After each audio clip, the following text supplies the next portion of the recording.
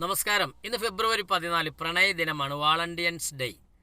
ഭ്രാന്തെന്നാൽ പ്രണയമല്ലേ, പ്രണയം സമർപ്പണമല്ലേ, പറയുന്നോർ പറയട്ടെ, പ്രണയിച്ചിടാം. പ്രണയിക്കുന്ന എല്ലാവർക്കും പ്രണയദിന ആശംസകൾ. ഇനി എന്താണ് പ്രണയം എന്ന് പറഞ്ഞാൽ, വാളണ്ടിയൻസ് ഡേ എന്താണ്?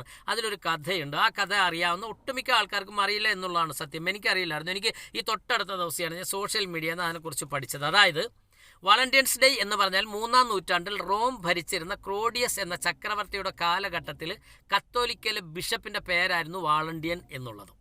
അപ്പോൾ അക്കാലത്ത് ആ ചക്രവർത്തി, അതായത് ക്ലോഡിയസ് ചക്രവർത്തി, ഒരു കർശന നിലപാടെടുത്ത് ഒരു നിയമം പാസ്സാക്കി ആ രാജ്യത്തുള്ളവർ വിവാഹം കഴിക്കാൻ പാടില്ല, പ്രണയിക്കാൻ പാടില്ല എന്നുള്ളത്. അതിന് അദ്ദേഹം പറഞ്ഞ കാരണമെന്ന് വെച്ചാൽ, യുദ്ധമൊക്കെ ആഹ്വാനം ചെയ്ത് കഴിഞ്ഞാൽ അതിലേക്കൊന്ന് ശ്രദ്ധിക്കാതെ ഇങ്ങനെ കറങ്ങി അടിച്ച് നടക്കുന്നവർക്ക് കൊടുത്തൊരു പണിഷ്മെൻ്റ് ആയാലും എന്ത് തന്നെ ആയാലും ആ നിയമം കർശനമാക്കി കഴിഞ്ഞപ്പോൾ കത്തോലിക്കയിലെ ബിഷപ്പായ വാളണ്ടിയൻ ചെയ്തതെന്ന് പറഞ്ഞാൽ, അദ്ദേഹം ഈ രഹസ്യമായിട്ട് പ്രണയിക്കുന്നവരെ എന്ത് ചെയ്തു, വിവാഹം കഴിപ്പിച്ച് തുടങ്ങി. ഇതറിഞ്ഞ ചക്രവർത്തി രോഷാകുലനായിട്ട് പറഞ്ഞു വാളണ്ടിയനെ എന്ത് ചെയ്യുക, ജയിലിലടയ്ക്കാൻ ആഹ്വാനം ചെയ്തു. അങ്ങനെ അദ്ദേഹത്തെ ജയിലിലടച്ചു. അദ്ദേഹത്തെ ജയിലിലടച്ചു കഴിഞ്ഞപ്പോൾ അദ്ദേഹം അവിടെ നിന്നുകൊണ്ട് ചെയ്യുന്നത് വെച്ചാൽ, ആ ജയിലിലൊരു വാർഡൻ ഉണ്ടായിരുന്നു, അസീരിയസ് എന്നാണ് പേര്. അദ്ദേഹത്തിന് ഒരു അന്ധയായ മകൾ ഉണ്ടായിരുന്നു. ഈ അന്ധയായ മകൾ ഇടയ്ക്കിടയ്ക്ക് ഈ ജയിലിലേക്ക് ഈ അസീരിയസിനെ, അതായത് അച്ഛനെ കാണാൻ വരുമായിരുന്നു.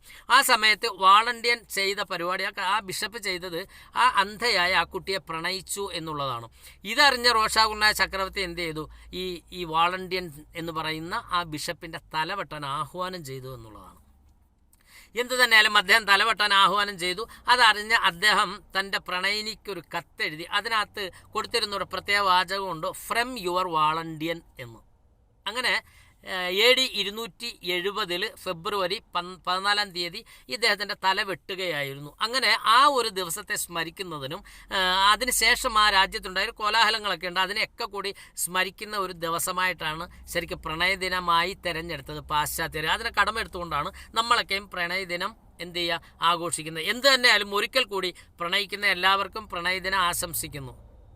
പ്രേമം എന്നാൽ എന്താണ് പെണ്ണേ, അത് കരളിനുള്ളിലെ തീയാണു കണ്ണേ. വീഡിയോ ഇഷ്ടപ്പെട്ട ഷെയർ ചെയ്യാൻ മറക്കണ്ട. ഒമാനിലെ ഇബ്രിയിൽ നിന്നും കുയിൽ നിസാറാണ്. ബൈ.